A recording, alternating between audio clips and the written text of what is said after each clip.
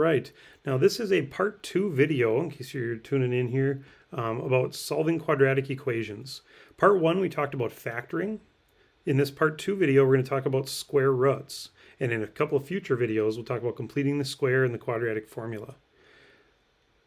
Square roots are a really simple way to solve quadratic equations. However, you do have to have sort of a certain setup going. The one thing I notice in those first 2 equations is that I only have a single x going on in these equations. Even though this one's in a quantity, technically I look at that, I only see a single variable there. And even in the last one, on either side of the equation, notice I only see a single x, which is kind of a good hint to us that, again, square roots should be an easy way to solve. Again, this 9x squared minus 1, the easy way to solve that is just sort of using our basic algebra skills. We don't have to do anything fancy. I would just say 9x squared is equal to 1 if I add that 1 over to the right side. And again, if we divide by 9,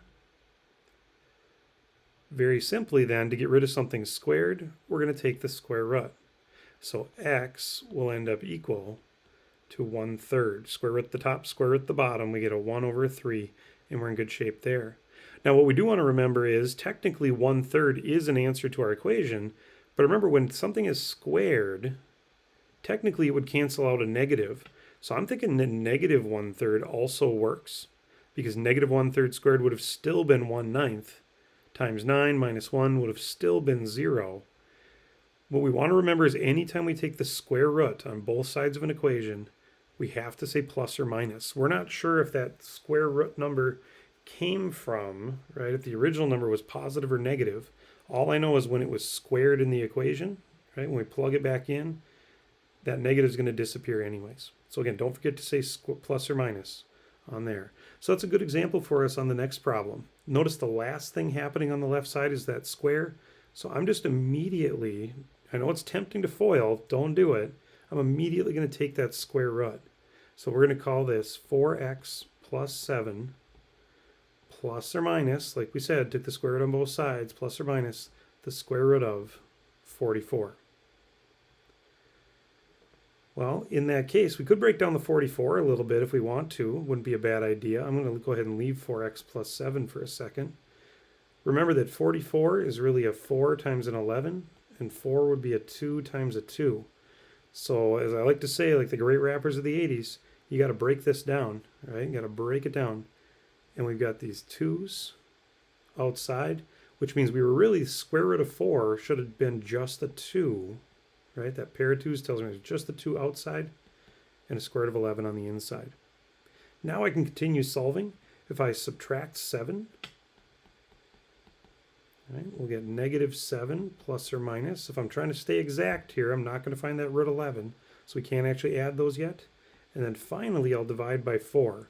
Now, as far as exact values go, that statement then would be my answer. If you wanted to, though, if we wanted to actually go find the decimals, find the approximate values, all we'd have to do is type that into our calculators. So give me just a second here. Negative 7 plus 2, the square root of 11, and make sure you get outside of that square root when you're typing there. I'm sorry I can't demonstrate that to you on the iPad here. We want to make sure that whole top is being divided. So again, that's going to be a negative 3.67, but I'm going to divide that by 4. One of my answers is a negative 0.092. And then at the same time, I can type that in again, only using a minus sign. If you're familiar with your calculator, you can do that pretty quick and simple. And our other answer is negative 3.408. So again, we could get a few approximate numbers there, a couple approximate answers. Remember, the most quadratics, or we expect quadratics to have 2 solutions.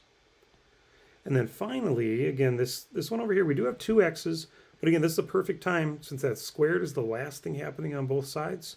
I'm going to go ahead and take the square root. I got to say x plus 5, and it won't really matter which side you do this on, but you still need to say plus or minus x plus 4. So we're going to need to solve the equation for x plus 5 equals x plus 4. Now I have a slight problem with that one. If I subtract x on both sides, what it's telling me is that 5 equals 4, and that's definitely a no. I would call that an extraneous answer, or that's a no solution side to that there. That's not getting us anywhere. But remember, we can also say x plus 5 equals negative x minus 4. Right? If I take that negative and I run it through that right side. So now when I add x, I get 2x. At the same time, I'm going to subtract my 5 and get negative 9. And one answer, the only answer we get, is going to be 4.5. So we do get one solid solution there. Again, if you have any questions about solving with square roots, make sure you talk to your teacher. Otherwise, look forward to the next video. Again, we're going to talk about the last two methods of solving quadratics, called completing the square and the quadratic formula. Have a great day.